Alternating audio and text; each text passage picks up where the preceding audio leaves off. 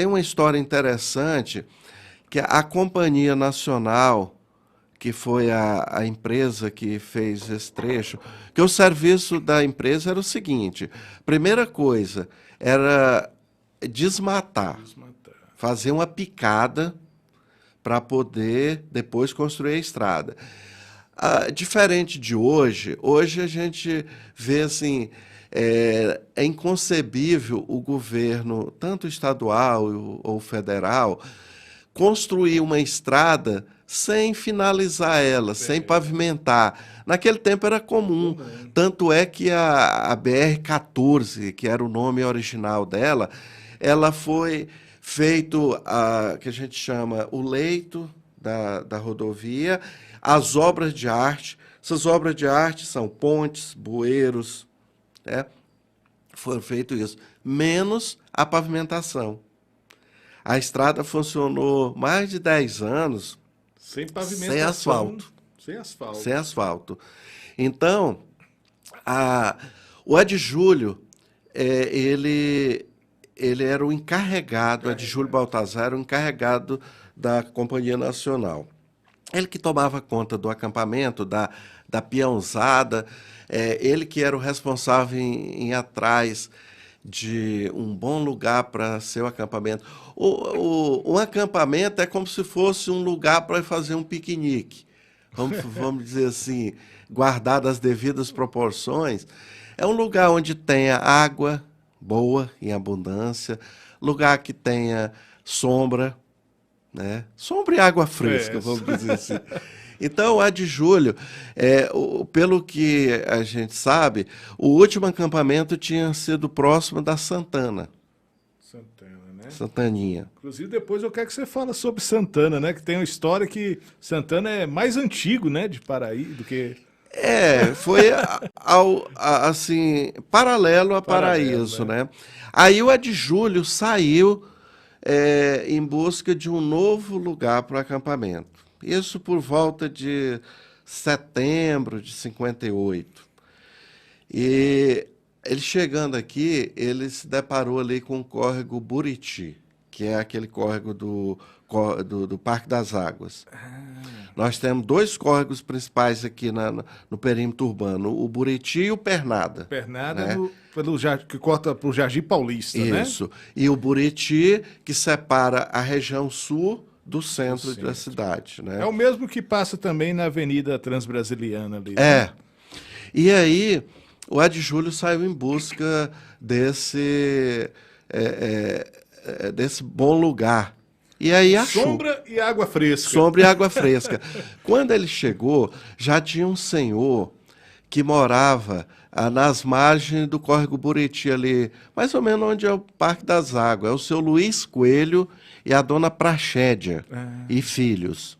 Eles tinham eu não sei qual que é a dimensão da fazenda dele, mas aquela região ali era um pedaço, era a fazenda da família.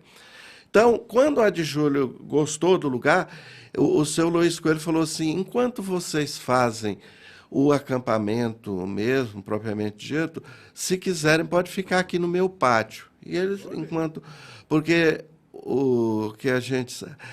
existe uma certa dificuldade da gente saber coisas exatas exatamente desse período, porque pouca gente aqui em Paraíso conheceu o Adjúlio Baltazar, porque logo que as pessoas começaram a chegar, ele já foi para frente para outro acampamento.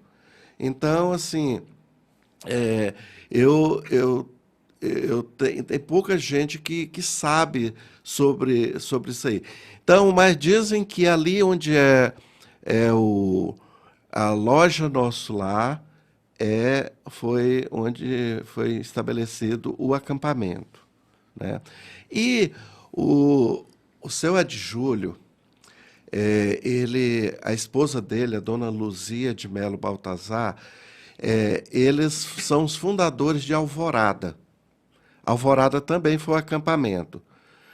Muita gente me pergunta... Alvorada está mais ao sul. Mais ao sul. Primeiro eles foram lá, então. É porque, assim, vinha a frente de serviço do sul e vinha outra do norte. Né? Várias empresas trabalhando, né? Porque chama de Belém-Brasília, mas, na verdade, a rodovia foi construída de Anápolis a Belém, porque já existia a rodovia Anápolis-Brasília, porque a construção de Brasília começou em 57, então 57. Já foi... Anápolis era o grande ponto comercial que abastecia a futura capital. Bacana. Né? E é o mesmo presidente fundou Brasília, Juscelino, que começou a tocar aí a questão da o Juscelino, é importante você ter tocado o nome dele, porque o Juscelino ele entrou no governo com algumas metas importantes. Uma delas era mudar a capital do litoral, que era no Rio de Janeiro, para o Planalto Central. Para que isso? Para interiorizar o Brasil. Naquela época se dizia que o brasileiro olhava para o Brasil de costa, porque ele olhava para o mar e ficava de costa para o país. Porque as principais cidades do Brasil até a década de 50 ficavam no litoral. E uma outra meta foi essa interiorização, precisava de rodovias também. A Belém-Brasília é um exemplo de uma dessas rodovias que foram feitas justamente para interiorizar. O Juscelino conhecia um sujeito, um engenheiro agrônomo chamado Bernardo Sayão.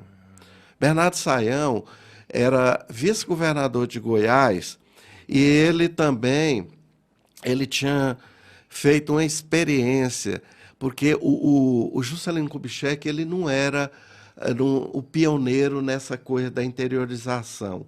O Getúlio Vargas já queria fazer isso. O Vargas que veio antes do Juscelino, o Vargas veio antes do Juscelino. O segundo governo de Vargas, né? O segundo governo de Vargas, né? E entre Vargas e Juscelino teve o Eurico Gaspar Dutra, né?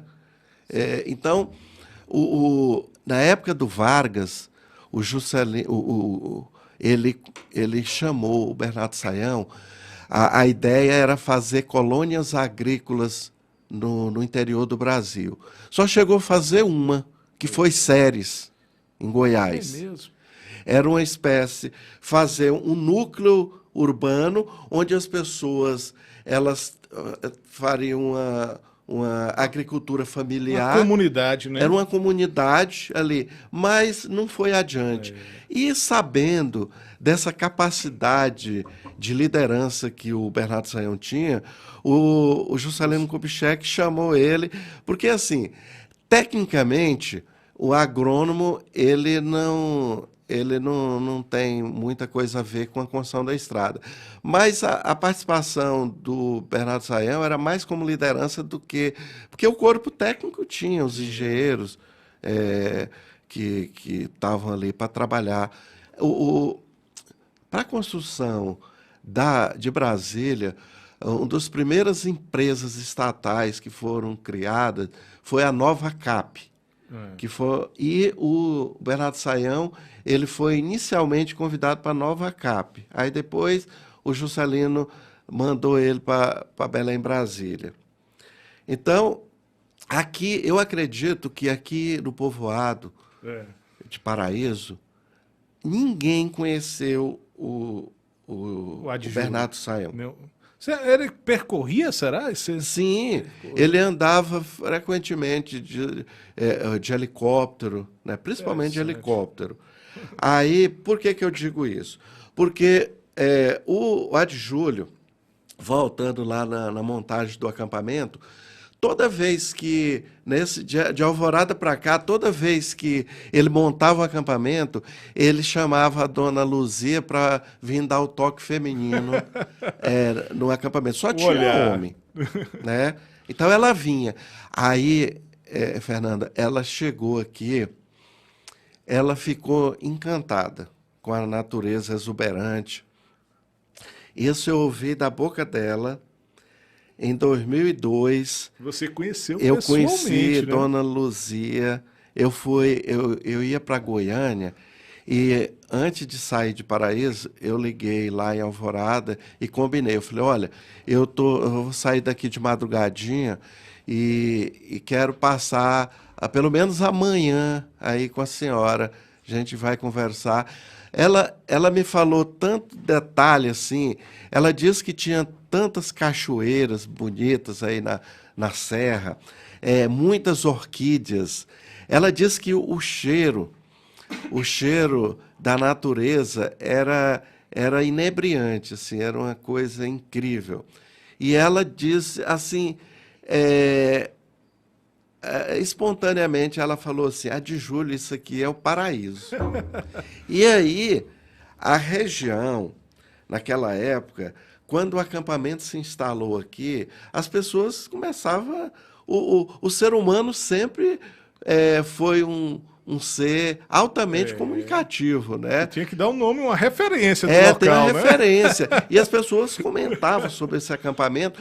E aí, a partir disso aí, as pessoas começaram a ter referência como o acampamento do Paraíso. Do paraíso. Aí pegou rapidamente, esse nome pegou aqui nas cidades vizinhas, nas fazendas, né? Então, a dona Luzia, ela tem esse legado aí, deixou esse legado com a escolha desse nome.